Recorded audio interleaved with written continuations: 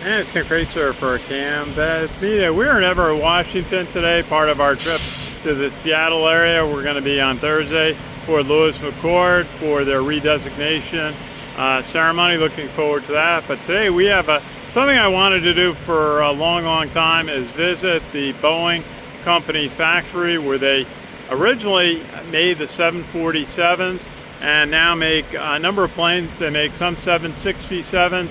They make 777s, and very soon they're going to be making some 737s. So let's go away and take a look at what is the world's largest building. It goes on the left where all the parts come in by train, by ship. Parts also come in. Some are flown in to the facility, and then just this enormous building. We went in and visited one of the bays where they're making and assembling the 777 variations, and it's over 1,000 feet from the near side, the blue openings where the planes leave when they're finally constructed, and from the other side where components are brought in. It's the size of 75 football fields, said to be twice the size of Monaco. This was built at great effort in the 1960s. A tremendous amount of land movement had to be done in construction. And then we've all seen the iconic 747 pictures being rolled out of that hangar over there when it was first introduced in, I believe, 1969.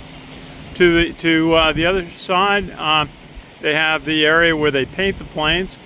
Whether they're out here on the tarmac or in construction, fuselages, many parts are painted in a green color that is prevents damage from the atmosphere. It's very moist here. We're right off of Puget Sound, and so then when they're finally ready for a customer, they are fully painted. It takes, they said, 5, 6, 7 days to do the full paint job.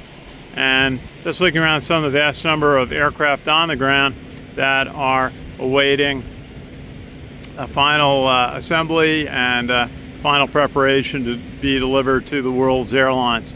In the background there, more of the green painted planes, and then right here, a number of 777Xs with the distinctive wingtip that's folded up.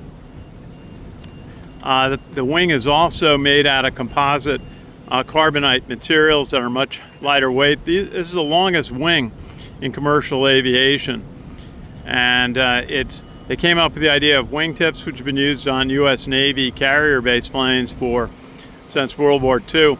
But the first time it's been used for large commercial airplanes. It allows these planes to fit in the same gates that their predecessors did.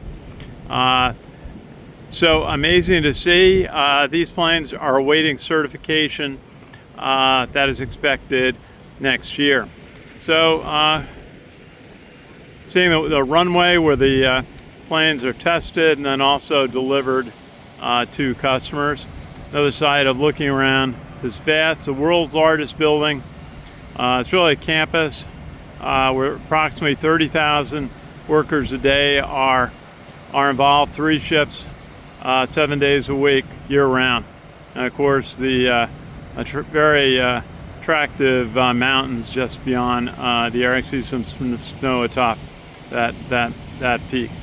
So we're going to be here at Fort Lewis McChord on Thursday for the redesignation ceremony. It's going to be held there, and we're very appreciative of being invited to cover that event.